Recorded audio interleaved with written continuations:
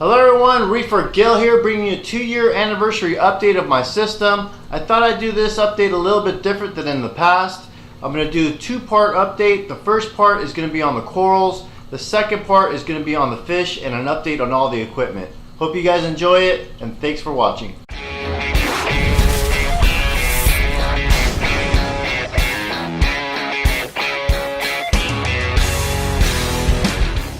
We're going to start off on the left side of this tank for the 2-year update. I'm going to do this update a little bit different than I've done in the past. I'm going to try to get some close-ups of the corals as I'm talking about them. If you guys don't like it, let me know and I'll revert back to the old way of doing the updates. Also, I'm hoping that this new camera picks up the coral's colors a lot better than the previous camera.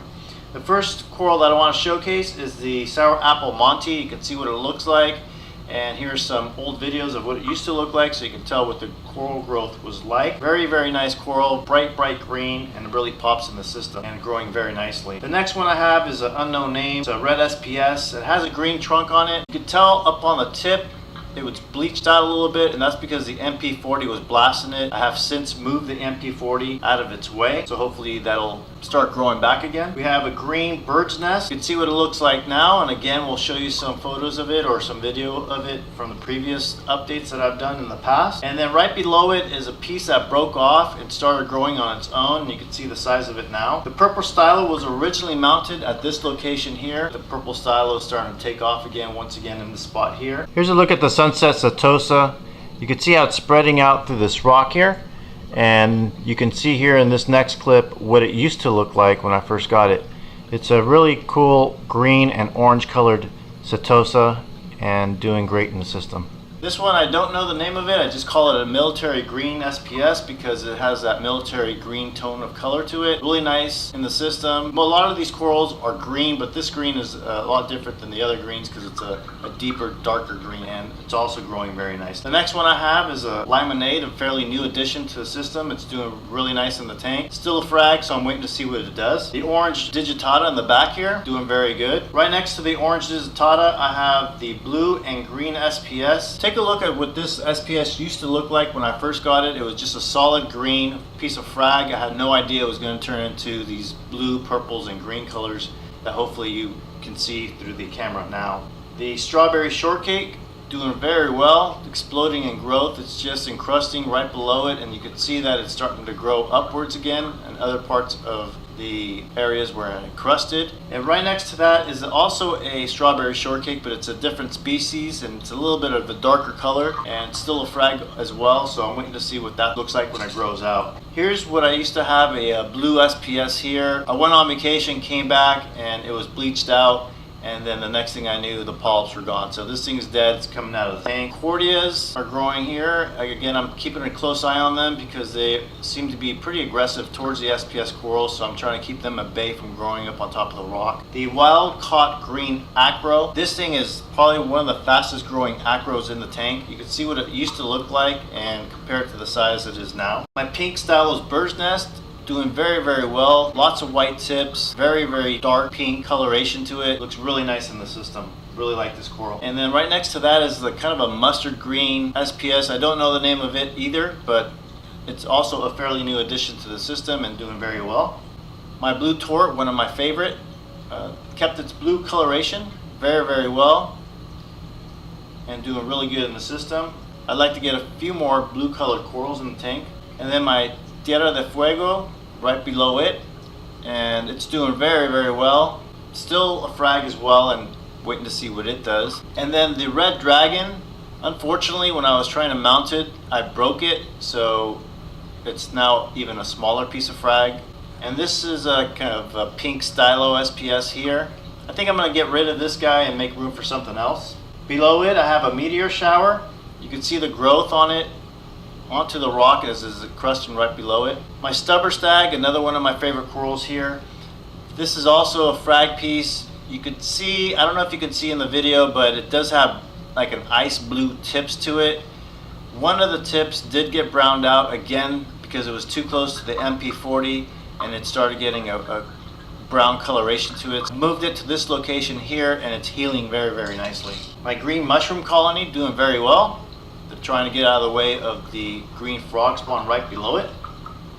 Here's my frog spawn. He's doing very nicely. He's got this bright green coloration, one of my favorite corals in the tank. Because he's growing so large, he is starting to sting the mushrooms above it and the purple stylo right next to it. But definitely an eye catcher, this guy is. The toadstool, you can see here, doing very nicely, and you can also see what it used to look like in size comparison to previous videos. Here's a look at the purple stylo. This thing is a very fast growing coral. It started off with only a couple of fingers. You could see the difference between now and when I first got it. I've never fragged it, and I have no immediate plans to frag it now. It's in the center of the tank, and I just want to see it grow and see what it does. Here are my 2 clams. Unfortunately, I did lose my 3rd clam when I was on vacation. I came back and he was buried underneath the sand, and when I removed him from the sand, it was just an empty shell. So that was unfortunate, but I do still have these 2 clams that are doing very well. Here's my green cap Montipora. You can just see the size of this thing. He's about 10 inches by 10 inches across. And you can see what he used to look like as a little frag on a plug that was magnetically mounted on the back of the glass.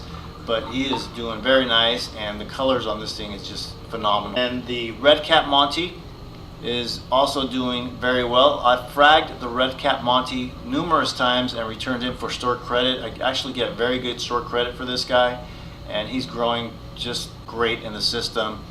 He's also about 10 by 10 or so, but both Monties are a major compliment to the system, and they own the right side of the tank for sure. Here are my blue tub zoas.